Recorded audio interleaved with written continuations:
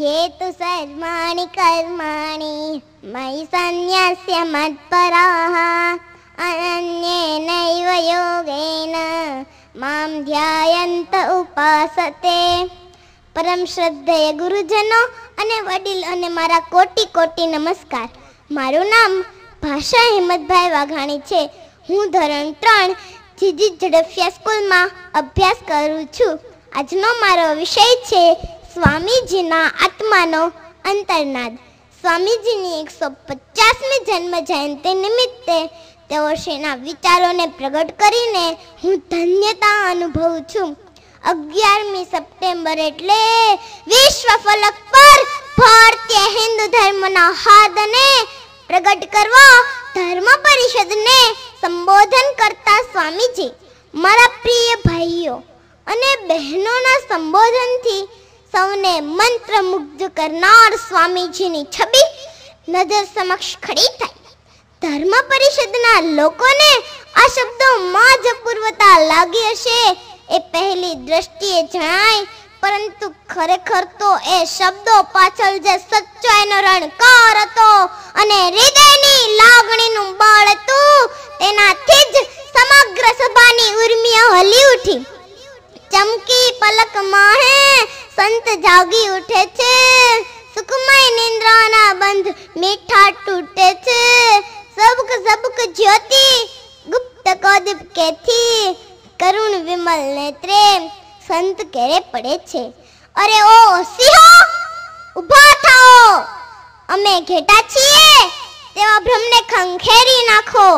તમે અમર આત્માઓ છો, મુક્ત છો, નિત્ય છો, ધન્ય છો.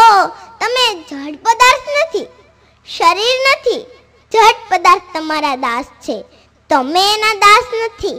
એવા શ્રી સંત સ્વામી વિવેકાનંદના જન્મ કે મૃત્યુ વિશે હું આપને કશું નહીં કહું, કારણ કે જન્મ અને મૃત્યુ તો શરીરનું થાય છે અને આત્મા તો અમર છે.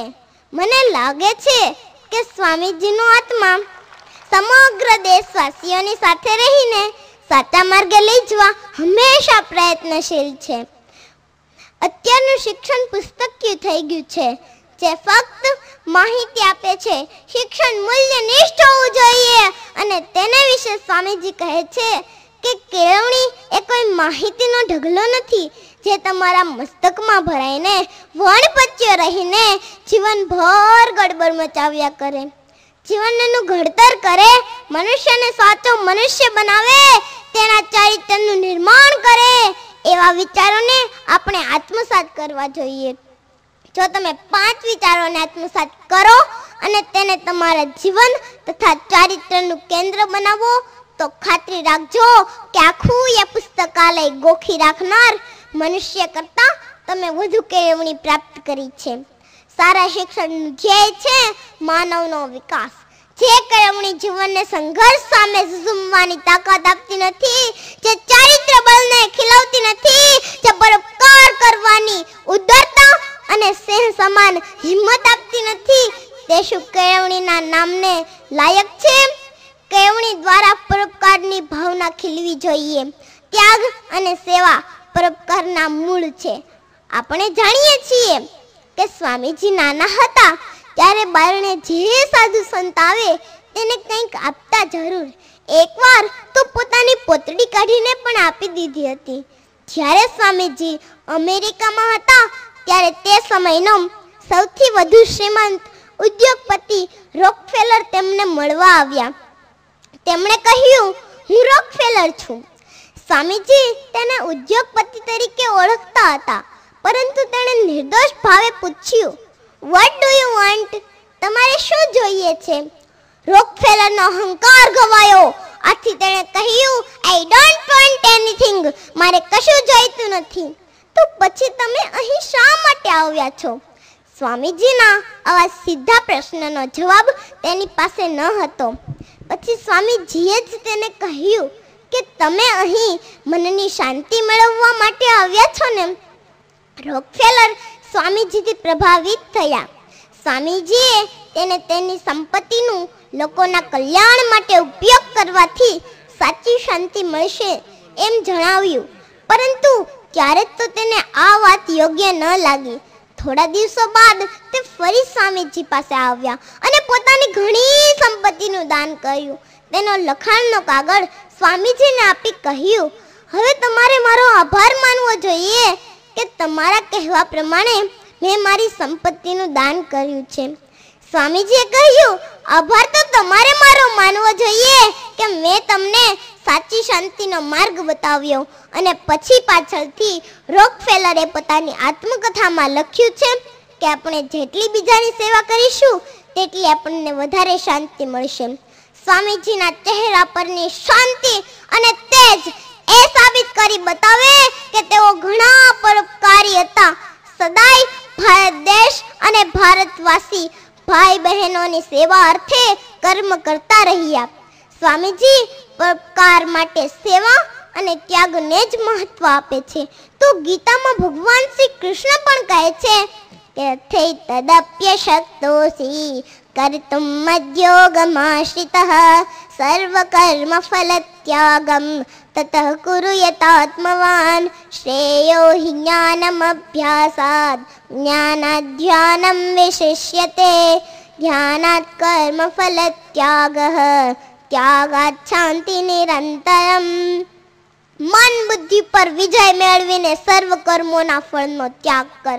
ત્યાગથી જ પરોપકારની ભાવનાનો જન્મ થાય છે. ત્યાગથી જ પરમ શાંતિ મળે છે. ત્યાગથી જ પ્રેમ અને સેવાનો ઉદય થાય છે. વળી ભગવાન ગીતાના 12મા અધ્યાયના 13 અને 14મા શ્લોકમાં સમજાવે છે કે અદ્વેષ્ટા સર્વભૂતાનામ મૈત્રઃ કરુણ એવ ચ નિર્મમો નિરહંકારઃ સમદુઃખ સુખ ક્ષમી સંતુષ્ટઃ સતતં યોગી યતાત્મા દૃઢ નિશ્ચયઃ મય્યર્પિત મનો બુદ્ધિ યો મદ્ભક્ત સમે પ્રિયઃ. જે માણસ સ્વાર્થ વગર પ્રેમ કરે છે, હેતુ વિના દયા ભાવ રાખનારો છે તથા અહંકાર વગરનો છે, સુખ દુઃખમાં અચળ રહે છે, સંતુષ્ટ રહે છે, તે જ પરોપકાર કરી શકે છે અને તેવા પરોપકારી ભક્તો મને પ્રિય છે. સ્વામીજી કહેતા કે ગરીબોની સેવા કરો તેમાં જ નારાયણનો વાસ છે. તો ગીતામાં ભગવાન શ્રી કૃષ્ણ પણ કહે છે કે તેષામહં સમુદ્ધર્તા મૃત્યુ સંસાર સાગરાત ભવામિ ન ચિરાત પાર્થ મય્યાવેશિત ચેતસામ મય્યેવ મનાધસ્ત્વ મયિ બુદ્ધિં નિવેશય નિવસિષ્યસि મય્યેવ અત ઊર્ધ્વં ન સંશયઃ. જે દરિદ્રને નારાયણ માનીને તેની સેવા કરે છે તે તેમાં સમગ્ર ચિત્ત પરોવી દે છે અને તેવા ભક્તોને હું મૃત્યુરૂપી સંસાર સાગરમાંથી ઉદ્ધાર કરી દઉં છું. માટે પરોપકારી બનો. સાચી કેળવણી તો તે છે કે જે માનવીને પોતાના પગ ઉપર ઊભો રહેતા શીખવે છે, જે અભ્યાસથી ઈચ્છા શક્તિનો પ્રવાહ તથા અભિવ્યક્તિ નિયંત્રણ લાવી શકાય તથા ફળદાયી બનાવી શકાય તે છે કેળવણી. સાચું શિક્ષણ એટલે માત્ર શબ્દોનું ભંડોળ ભેગું કરવું તે જ નહીં, પરંતુ બુદ્ધિ શક્તિનો વિકાસ અથવા વધારે સાચા અર્થમાં વ્યક્તિની કુશળતાપૂર્વક ઈચ્છા શક્તિનો ઉપયોગ કરવાની તાલીમ. મને ભાસ થાય છે કે સ્વામી વિવેકાનંદ બાળકો અને વિદ્યાર્થીઓને જાણે કહેતા હોય કે બાળપણથી જ તેમના મસ્તકમાં નિશ્ચિત, દ્રઢ અને સહાયક વિચારોનો પ્રવેશ થવા દો. આવા વિચારો પ્રત્યે તમારી જાતને અભિમુખ કરો. જીવનને કમજોર અને નિષ્ક્રિય બનાવી દેવા પ્રત્યે નહીં. કાર્ય કરવું એ ઘણું સારું છે, પરંતુ તે વિચારમાંથી મળે છે. માટે મગજને ઉન્નત વિચારોથી, સર્વોચ્ચ આદર્શોથી ભરી દો. તેમને હંમેશ તમારી દ્રષ્ટિ સમક્ષ રાખશો તો જ તેમાંથી મહાન કાર્યોનો જન્મ થશે. જો તમારે સફળતા પ્રાપ્ત કરવી હોય તો તમારી પાસે પ્રચંડ ખંત અને દ્રઢ ઈચ્છા શક્તિ હોવા જોઈએ. ખંતેલો માણસ કહે છે, હું સાગરને પી જઈશ. મારી ઈચ્છા થતા વેત પર્વતો કકડ ભૂસ થતા તૂટી પડશે. આવા પ્રકારની શક્તિ પ્રાપ્ત કરો. આવા પ્રકારની ઈચ્છા શક્તિ દાખવો. જો તમે અને પુરુષાર્થ કરશો તો જરૂર તમે જઈને પામી શકશો. આપણે જાણીએ છીએ કે અત્યારે જંક ફૂડનો જમાનો ચાલે છે. જંક ફૂડ ખાનારને જોઈને સ્વામીજીનું આત્મા કેટલો દુઃખી થતો હશે.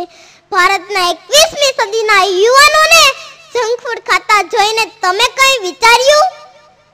જો ન વિચાર્યું હોય તો આ બાબતે જરૂરથી વિચારજો. અને તેઓને સ્વામીજી આટલું જ કહેશે કે પ્રથમ તો તમારે સારા પૌષ્ટિક ખોરાક વડે શરીરને સુદૃઢ બનાવવું જોઈએ. ત્યાર પછી જ મન મજબૂત થશે. મન તો કેવળ શરીરનો સૂક્ષ્મ ભાગ જ છે.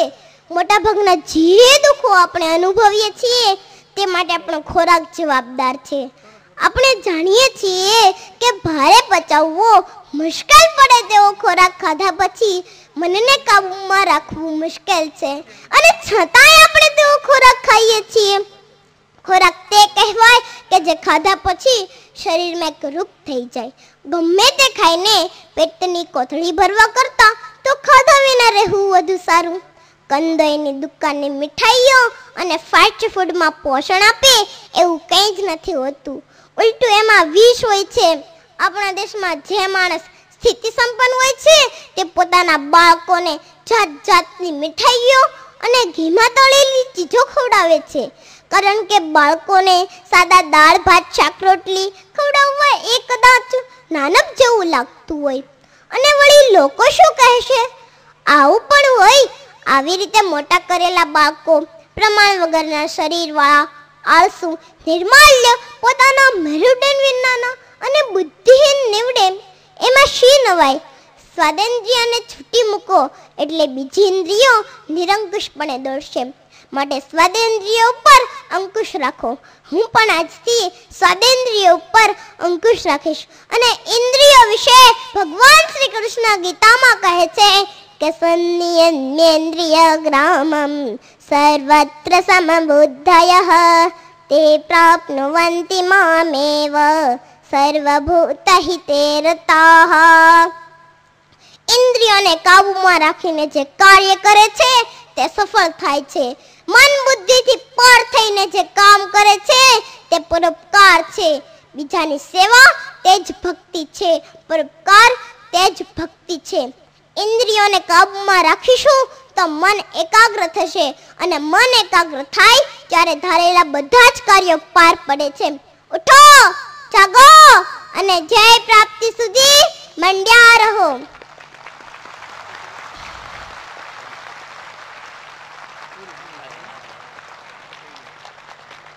મારે તમને એક સંદેશ આપવો છે કે વ્યસન કરો તો વાંચનનું કરજો, વાંચન કરો તો ભગવદ ગીતાનું કરજો, સેવા કરો તો દરિદ્ર નારાયણની કરજો, જતન કરો તો ભારતીય સંસ્કૃતિનું કરજો, અને અવતરણ કરો તો દીકરીનું કરજો. અને એ દીકરી જીવનના વક્ર મોડ પર તમારા આંસુ તો જરૂરથી લૂછશે જ.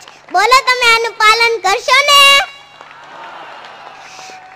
આવી કેળવણી અમારી સંસ્થામાં અપાય છે, તો આખા સમાજે આવી સંસ્થાઓને મદદ કરીને પરોપકારી બનવાની જરૂર છે.